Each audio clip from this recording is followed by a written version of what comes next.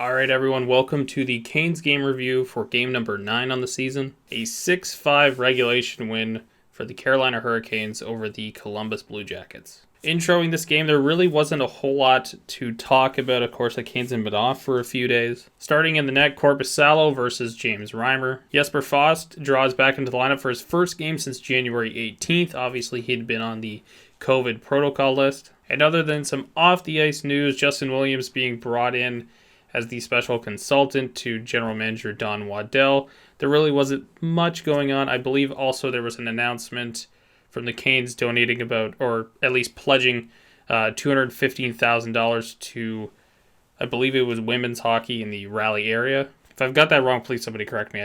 I don't have it to look up at the moment, but I believe I saw that, and that was in between this game and the end of the Chicago series. And of course, I didn't do a Canes game review for that second Chicago game. That's just because I didn't see it. I did mention in the first game against Chicago, that series, that I am only doing videos on games I can actually watch, and anything on a Thursday night is not going to be watchable for me. So there might be games that are just missing here and there throughout the season. If you're watching these in retro, yeah, there was just games I couldn't watch. Anyways, let's jump into this one. This game obviously does have some controversy, so we're going to touch on it a little bit at the goal that started all the controversy, and then at the end of the video in the outro is when we're actually going to really start talking about it.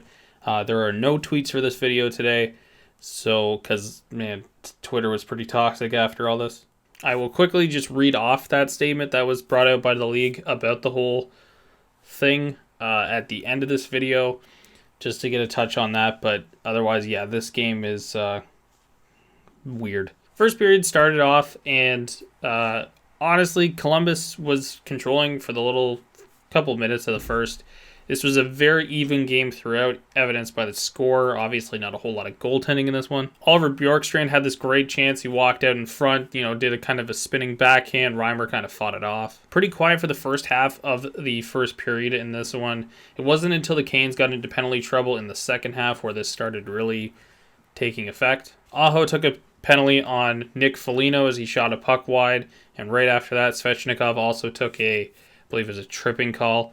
And as if you're a Canes fan, you know Svechnikov is he's always going to take stick infractions. And on the second penalty kill of the game, Patrick Laine from that Ovechkin type office on that left side circle, just a one-timer that James Reimer has no chance on. I think they mentioned on the broadcast you'd like to see Reimer be a little bit out further. But, it comes in so quick, and Laine's release is unfair.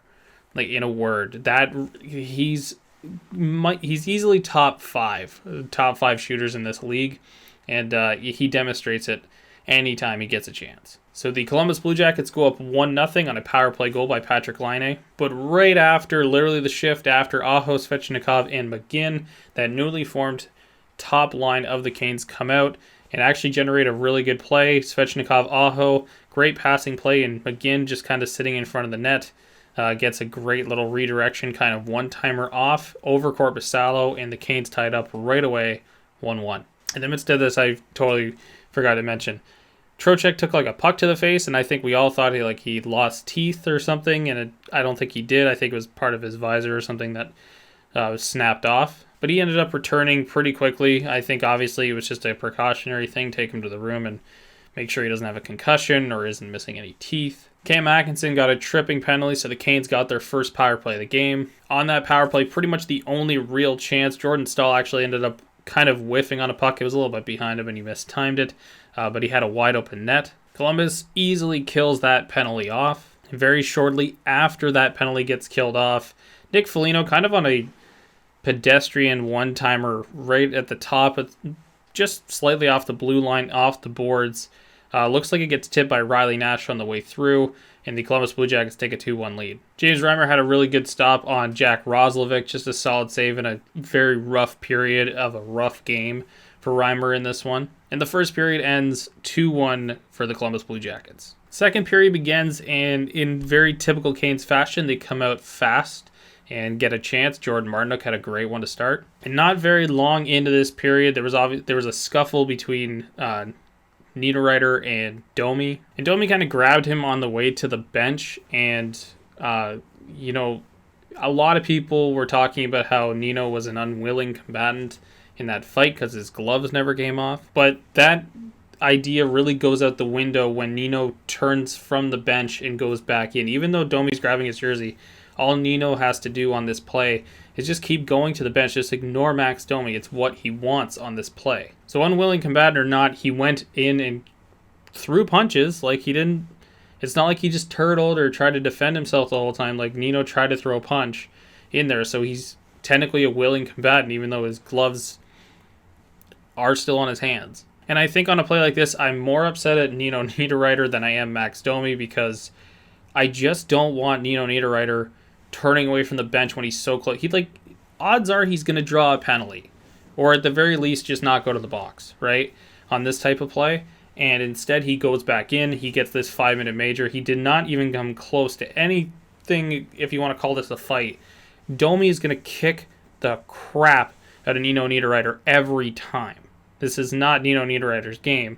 I like that he's kind of become this net front presence and this pest who's getting under people's skin, but him fighting is not what we need right now. And on the first part of these back-to-back, two really good shifts by the top line and the second line of the Canes, Sebastian Aho comes in, hits the post on a chance, and on the next chance, a pinch by Brady Shea, who I thought had a really strong game, pinched down on the half boards, forced this puck in behind the net. In behind the net where Jordan Staal is there. He makes a great pass to Foegele, who gets one shot off and gets his own rebound, and the Canes tie it up 2-2. And the Canes kept buzzing after this. McGinn on a 2-on-1 chance with Aho, I believe it was, had a great chance, but again, Korpisalo came up big. He had some really big stops in this one. Right after that, Jacob Slavin from the point, shot tipped by Foegele, another big save for Korpisalo. There was a play at the line, and I saw a lot of tweets that were blaming Brady Shea for this. The puck got jammed up along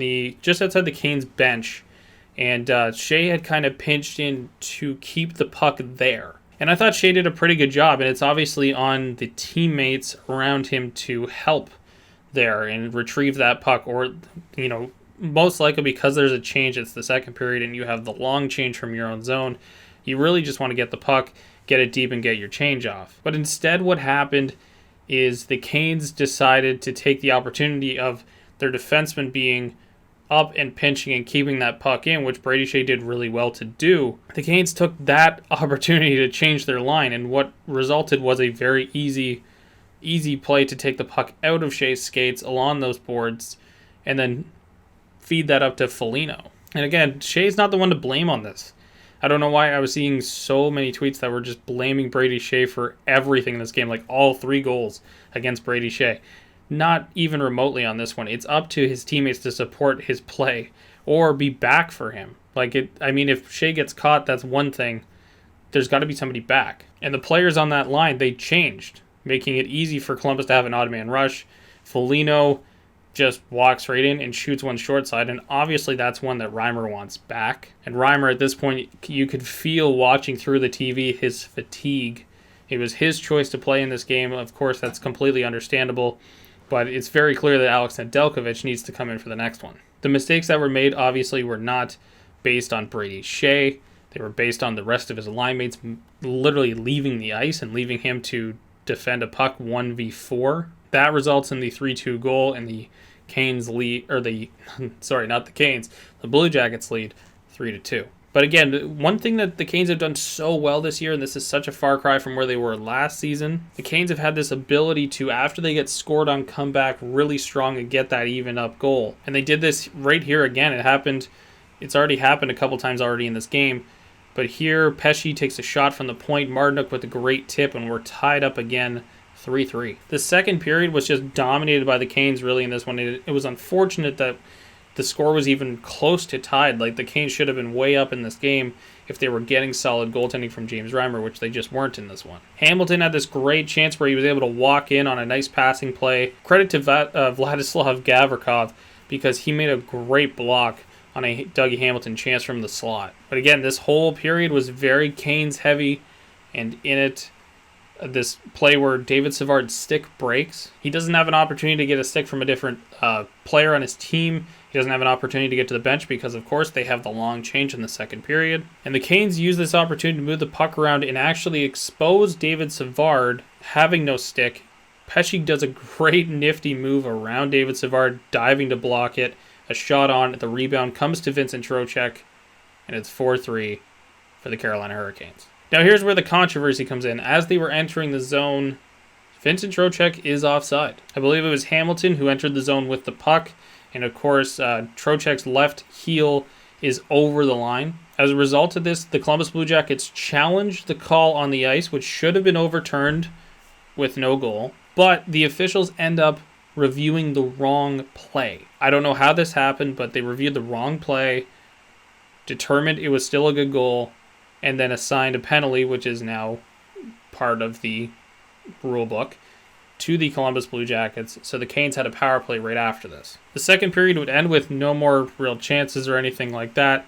So we're 4-3 heading into the third. I am going to come back to that, as I mentioned earlier. I'm going to come back to that offside call and talk about what happened and read off a statement from the league and kind of throw my own opinion on it as well. Third period opens up, and very early on, I mean, the Canes, again, buzzing out of the gate, have a good chance. Hamilton had a great chance, but a big save by Korpisalo. Very quickly after that, down the other side, Max Domi on his offside gets a great one-timer, and it just cleanly beats Reimer. Again, Carolina looking for a save, which they would get toward the end of this game.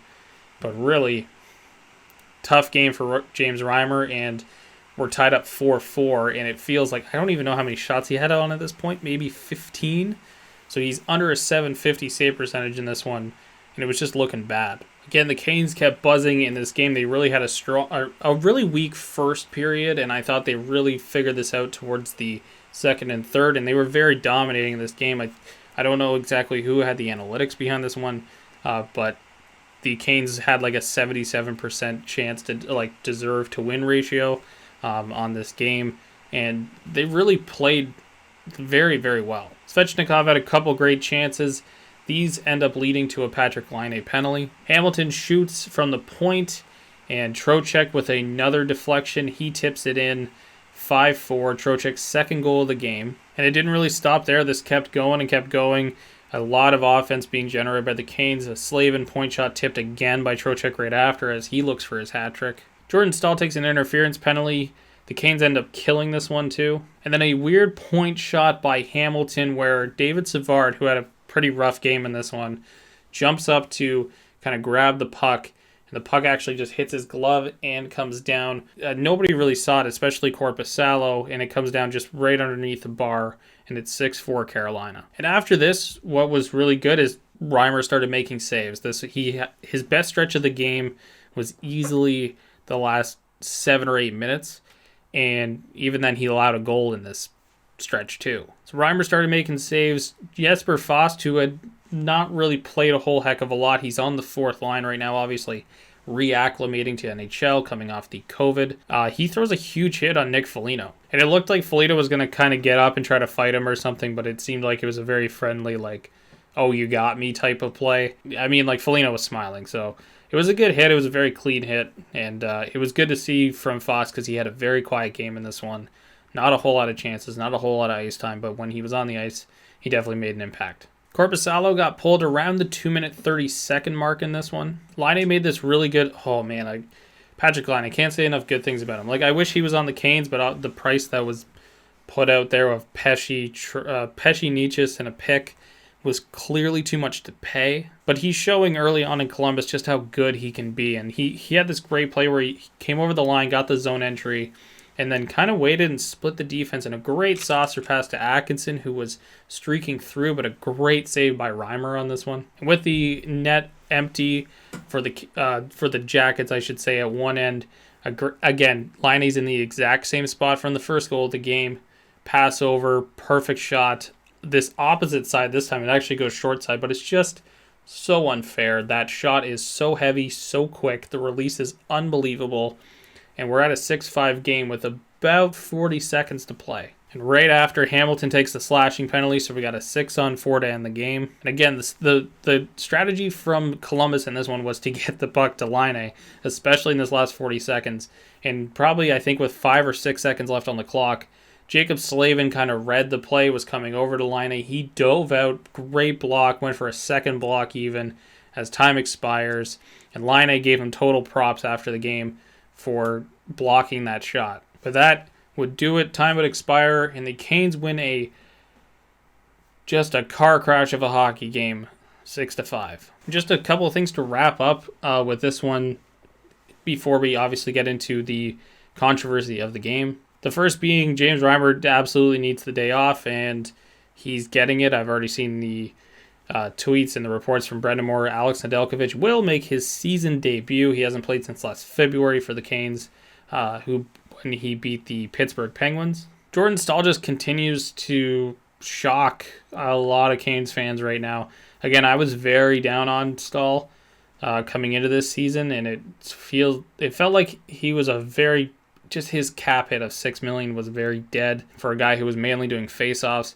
But since the COVID thing happened and he went out and he's come back, he's looked really, really good. Really just back to what Jordan Staal is, or was. Hopefully not was, but is. Because he's had a couple of rough years, but he's starting to come back to true to form, and he's playing really well right now. And of course, Vincent Trocheck just continues his hot start to the season. Another game with 2 goals. Obviously, the controversial one coming up. Yeah, just his ability to be that technically third line center, even though I think the Canes really have 2 second lines on this team. His ability just to play and elevate those around him is just unbelievable right now. So I'm not going to put it up on the screen, but here I wanted to read out the official statement from the Situation Room in Toronto about the challenge call and subsequently what happened. So as it reads here, Columbus requested a coach's challenge for offside prior to a goal at 18:45 of the second period. During the review, a miscommunication occurred between the video replay booth in Columbus, the linesman, and the Situation Room, and play resumed before all replays could be reviewed to confirm the offside. The challenge by Columbus should have resulted in the Carolina goal being disallowed. Subsequently, Columbus was assessed a delay of game penalty. After confirmation in the intermission that the play was offside, the remaining 45 seconds of the delay of game penalty issued was rescinded to begin the third period. Obviously, a mistake was made here. I have no idea what I don't know how. The point of this whole thing is to be precise, and they weren't. And if you're a linesman, I truly believe that the real issue here has to be on the linesman, because if you're just not, be thorough. I'm really angry about this because it casts a shadow over what was a really gutsy performance by the Canes in this one. And also, if you're a Columbus Blue Jackets fan watching this, you should absolutely be upset. You have every right to be upset because this game obviously should have had. The play shouldn't have resumed until they figured out the correct call. And then when they figured all this out, they should have taken the goal off the board and went back to that period of time, or the amount of time that was left, I guess, which is 1:15 in the second period, and then gone from there. It's not fair on one side or the other to say the Canes won the game because of this or Columbus lost the game because of this, because we just don't know. And that's the whole thing about this is this shouldn't have even happened. For the league, and especially the officials on the ice, you need to be thorough. And if you're not seeing the correct replay, you need to tell somebody that. And especially the video replay booth in Toronto. I don't know if they just wanted the game to be done so that they could go watch the Super Bowl or something, or if they were distracted by the Super Bowl being on yesterday. I don't know, but this was obviously the wrong call. And again, it just makes this league look like a joke. And as Patrick Laine said in his post-game press conference, it was the absolute biggest joke he's ever seen. It's ridiculous to tell. By the way, this was 1:15. This wasn't minutes upon minutes upon minutes, like 5 minutes played in the game or anything like that. They literally went to, at the end of the period, and found John Tortorella and told him, we're taking the penalty off the board, but we have to leave the goal because we've now played the game. When they should have just reversed it. You've already slowed the game down enough by doing these coaches' challenges and going with a fraction over the line, a millimeter over the line now determines you are offside and disallows a goal that happened. And trust me, this happened like 40 seconds later. But if you're going to do it this way, do it properly.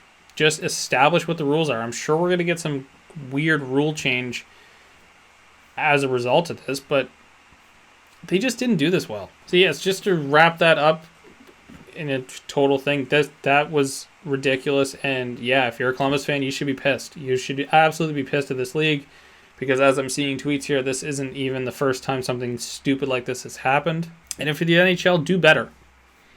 Do better. There's no excuse. Your league looks like a clown show, and you just let it look like a clown show every time. Like, this is why you're the least of the big four. You just don't know what you're doing. Anyways, guys, that's going to do it for this Canes game review. Thank you so much for watching. If you liked the video, hit that thumbs up down below, or whatever the heck the button is nowadays. If you're a Canes fan discovering this and you want more content like this, go ahead and hit that subscribe button. And I will be back with another Canes game review for the game on Monday night, again against the Columbus Blue Jackets in the 2-game series set. And I will see you guys then.